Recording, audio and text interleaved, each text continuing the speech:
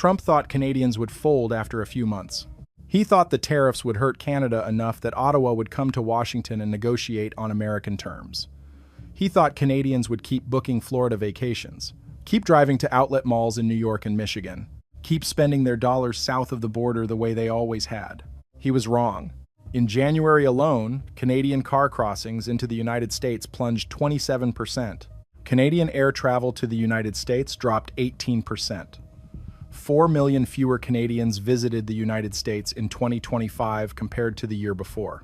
And one Canadian said something that captures exactly where things stand today. It is no longer a boycott. It is a divorce. Tonight, Canada Insider breaks down exactly how much this divorce is costing Trump's America. And the numbers will make you proud to be Canadian. Here is the full picture. And the numbers are staggering. In 2025, 4 million fewer Canadians visited the United States compared to the year before.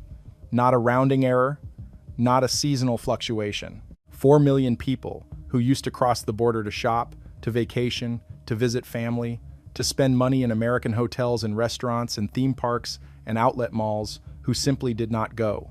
That is a drop of 22% in a single year. And it made Canadians the largest single contributor to the overall decline in international visitors to the United States last year. In January alone, the most recent month with complete data, Canadian car crossings into the United States plunged 27% compared to the same month the previous year.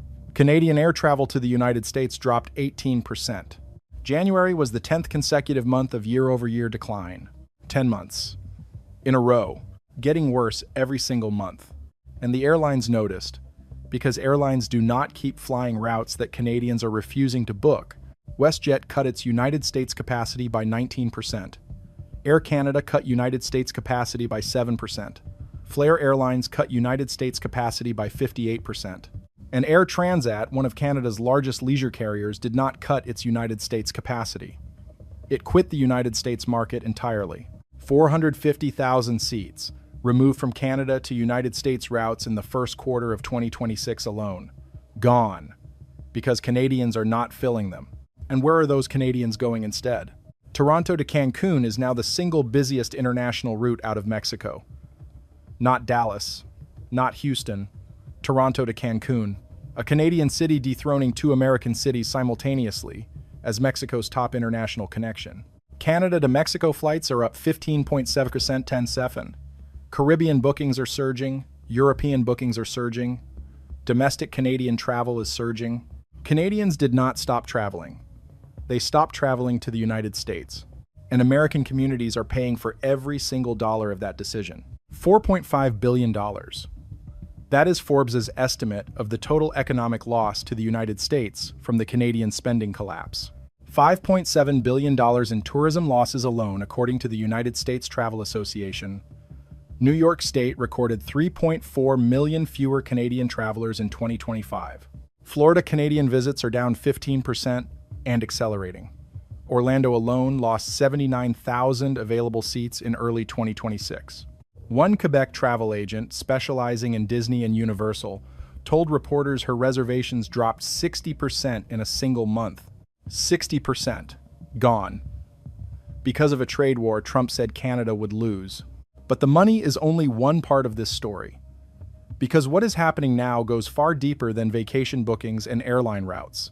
Something has shifted in how Canadians see their relationship with the United States. And the people living through it have stopped calling it a boycott. They are calling it something else entirely. 4 million fewer visitors. $4.5 billion gone. Airlines cutting capacity. Air Transat quitting the United States market entirely. But here is what Trump never calculated. A boycott ends when the politics change. A divorce does not. And Canadians are not describing what is happening as a boycott anymore. They are describing it as a permanent change in who they are and what they value as a people. And the data does not just suggest it. The data proves it. Deborah Marling, Ontario, office manager. She sold her second home in Sarasota, Florida last year. Not rented it out, not listed it temporarily on a short-term rental platform while she figured out what to do next. Sold it. Permanently. Took the proceeds back to Canada and started planning vacations somewhere else entirely. She increased her domestic travel. Vacationed in Costa Rica. And this spring, instead of driving south to Atlanta to visit her brother, she is expecting him to come north to see her instead. Her words, "People have always thought of the relationship with the United States as a cousin thing or a friendship. It kind of feels like we are on a timeout right now." A timeout from a second home she sold. That is not a boycott, that is a restructuring of an entire life built around proximity to the United States. And Deborah Marling is not alone. Palm Springs, a city where Canadians spend $300 million every single year, put up signs across its entire downtown reading, "Palm Springs loves Canada." The mayor personally reached out to Canadian tourism operators. Hotels offered exclusive deals targeting Canadian visitors specifically. The state of California launched an entire tourism campaign aimed at convincing Canadians to come back.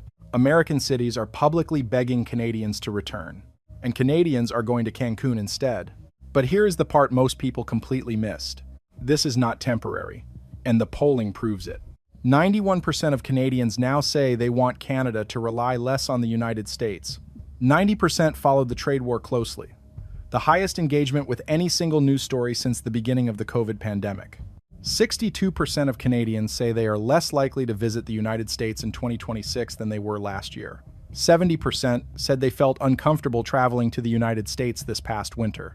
Those are not the numbers of a country waiting for the politics to change so things can go back to normal. Those are the numbers of a country that has fundamentally recalibrated its relationship with its neighbor. And then there is the generational dimension that changes everything. 62% of Generation Z Canadians, the youngest adults, the ones who will be spending money for the next 50 years, say the positive shift in Canadian sentiment toward the United States will take at least 5 years to reverse. 37% say it will take even longer than that. The youngest Canadians are the most committed to staying away, and they are going to be making spending decisions for the next half-century. Steve Mossop, executive vice president at Leger Polling, said something that every American tourism operator, every Florida hotel, every New York outlet mall should read very carefully.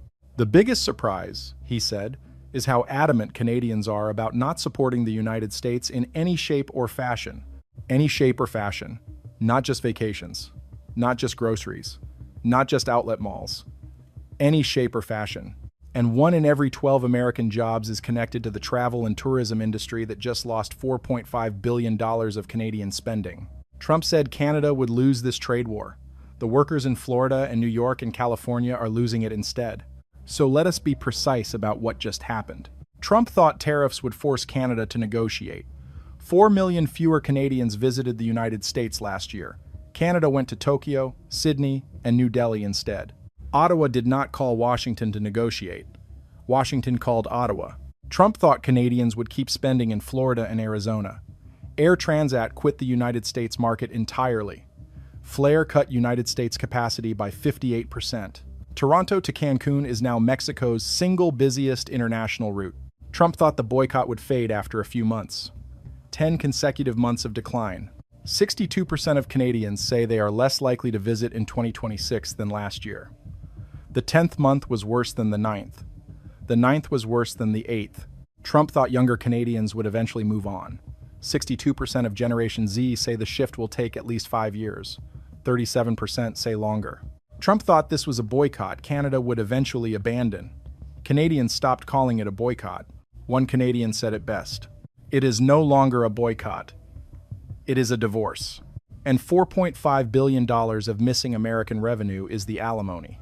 If you believe Canadians have every right to spend their money wherever they feel welcomed, if you believe $4.5 billion of missing American revenue is the most powerful economic response any country has ever delivered without firing a single shot, if you want the analysis that tracks every number, every trend, and every shift in this economic divorce in real time, this is your channel. Subscribe to Canada Insider. Turn on notifications. Stay ahead of every move that matters. And now, I want to hear from you. Is the Canadian boycott of America a temporary political moment that will end when Trump leaves office, or has something permanently changed in how Canadians see their relationship with the United States? Let me know in the comments below.